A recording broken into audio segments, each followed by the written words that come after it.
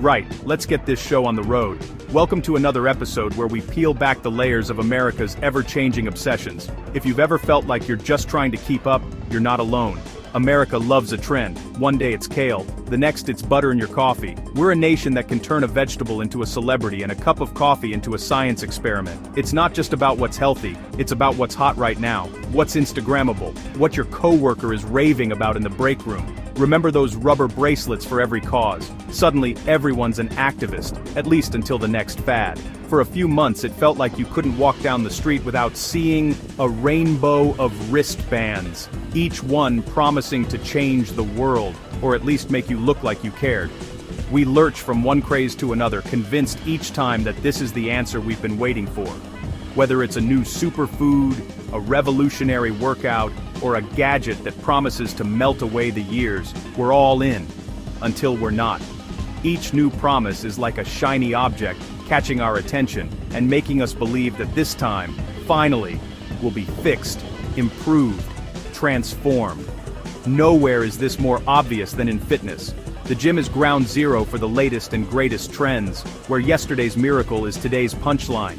The fitness industry is a graveyard of forgotten gadgets and broken promises. Shake weights, Tabo, Bowflex, you name it. Each one arrived with a flurry of infomercials and testimonials, only to end up gathering dust in the back of a closet or under the bed. It's almost a rite of passage to own at least one piece of equipment you swore would change your life. Each new trend claims to be a lifestyle, a philosophy, the key to your best self. The marketing is relentless. Posters on the gym wall, influencers on your feed, friends who swear by the latest supplement or class. It's not just about getting fit. It's about belonging to a movement, adopting an identity. We dive in, full of hope and protein powder, only to move on when the next miracle comes along. The cycle repeats: excitement, commitment, boredom, abandonment. Our closets fill with half-used tubs of supplements and gear we barely remember buying. So when a major newspaper hypes a new fitness trend, my skepticism goes into overdrive. I've seen too many headlines promising the secret to health, happiness, and six-pack abs, only for the revolution to fizzle out by next season. Which brings us to the latest absurdity, a simple, brutal exercise now hailed as the new symbol of manhood. Apparently, if you can master this move, you've unlocked the next level of human potential. But before you rush out to buy the gear or sign up for the challenge, let's take a closer look at what's really going on. So, what's the new test of masculinity in America? Wrestling a bear, building a log cabin with your bare hands, maybe chopping wood in the wilderness? Not quite. The answer, surprisingly, is much simpler, and much more accessible. It's the humble pull-up. Yes, the same exercise that haunted many of us in gym class is now being hailed as the ultimate measure of manhood. According to a recent article in the Washington Post, the pull-up has become more than just a fitness move. It's now the ultimate symbol of American masculinity, a kind of rite of passage for men who want to prove their strength, not just physically, but morally and politically too. That awkward, often dreaded move from high school gym class. The one that left so many of us dangling helplessly from the bar while classmates watched. It's now being rebranded as a political statement, a way to show where you stand in the culture wars. The article claims that men are flocking to pull-up bars in parks and gyms across the country. But it's not just about getting fit or building muscle. For many, it's about proving their values, their grit, and their resilience in a world that seems to question traditional masculinity at every turn. Somehow we've managed to politicize an exercise. The pull-up bar has become a battleground for identity, with some seeing it as a test of character and others as a symbol of outdated ideals. What's next? Will push-ups be seen as a sign of aggression? Will yoga be dismissed as a symbol of liberal flexibility? It seems like every movement is up for interpretation these days. The Post insists that pulling your chin over a bar is now loaded with social meaning. It's no longer just about personal fitness, it's about making a statement, whether you intend to or not. Fitness as protest? Apparently, yes. The simple act of working out has become a way to express your beliefs, your values, and even your politics. Suddenly, your gym routine isn't just about health or self-improvement, it's a declaration of identity, a way to show the world who you are and what you stand for. Maybe we're overthinking a simple act. Or maybe, in a world hungry for meaning, even the pull-up bar can become a stage for the drama of modern manhood. When this article hit our desks, it was almost impossible to believe it was real. The headline alone was enough to make us do a double take. Was this really what people were talking about now? In a world full of real problems, here was a think piece about pull-ups and the supposed crisis of masculinity. It felt like satire, but no, this was the actual news cycle. The Gutfeld team couldn't stop laughing. The room erupted in snarky jokes and eye rolls.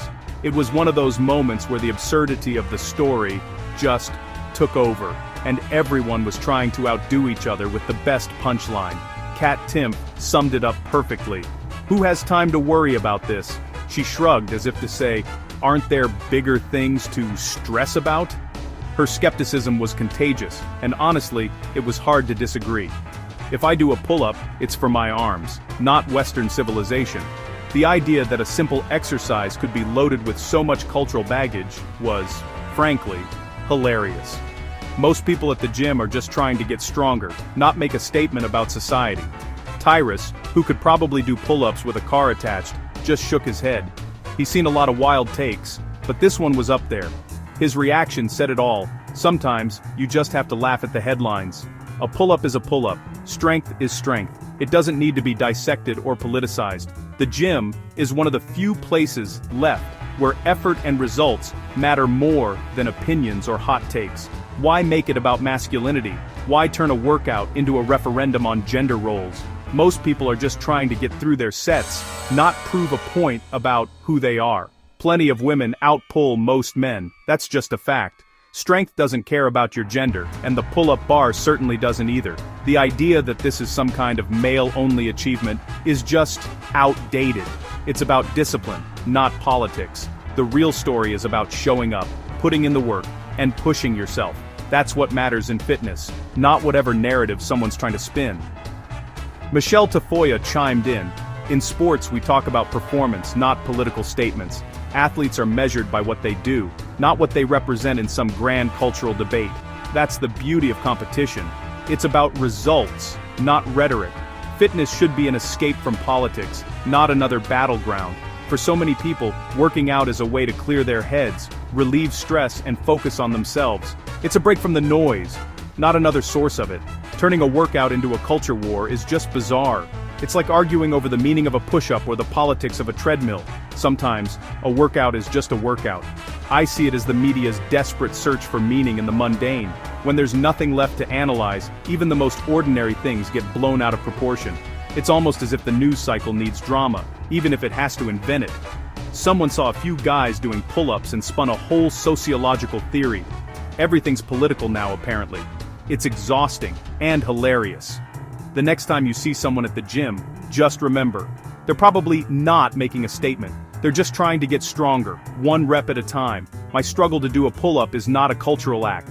It's not a protest or a performance or a metaphor for anything bigger. It's just me, trying to get my chin over the bar. It's just me, gravity, and a lot of grunting. And honestly, that's more than enough drama for one day. The real issue is this urge to politicize every part of life. Now even your workout is a political statement. The gym should be a place to unplug, not another arena for culture wars. Weights don't care about your opinions. Turning fitness into a political test just breeds judgment and division. Most people exercise to feel better, not to make a statement. It's not a manifesto. It's just life.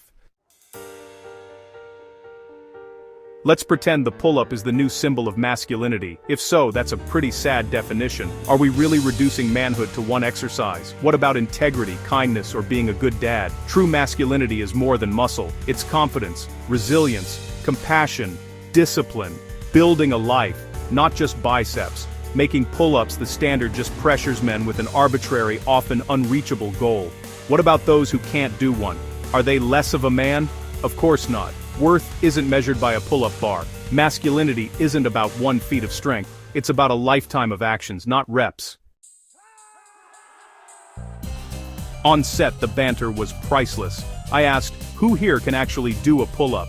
Tyrus laughed. For him, it's like breathing. Kat joked she could, if the bar was a foot off the ground. We imagined a world where your pull-up count determined your social credit score. Want a loan? Show us 5 reps. School admission? 10 pull-ups, or you're waitlisted. It's absurd, but that's where this thinking leads. Tyrus nailed it. A pull-up shows you're good at pull-ups. That's it. Can you cook, fix things, hold a conversation? That's real life. The idea that pull-ups define you is hilarious. It's just another excuse for people to post workout videos with unrelated inspirational quotes. If pull-ups aren't the symbol of masculinity, what is? Maybe the question is wrong. Real strength shows up in quiet sacrifice, not gym feats. The man working 2 jobs for his family, the one standing up for others, the one caring for a parent. These are real displays of strength. It's about patience, self-control, and putting others first. You can't film character for social media. This debate is a distraction from what really matters. Whether you can do 1 pull-up or none, it says nothing about your worth. Being a good man is about character, not chin-ups. So, the pull-up, once just an exercise, now a political flashpoint. Some say it's the last stand for masculinity. Really, it's just a hard move for your back. Turning it into a culture war is peak absurdity. The truth? A pull-up is just a pull-up. Your worth isn't measured by a metal bar.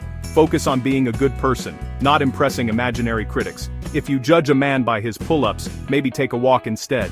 And please, leave the gym out of it. Lifting heavy things is hard. Let's keep it simple.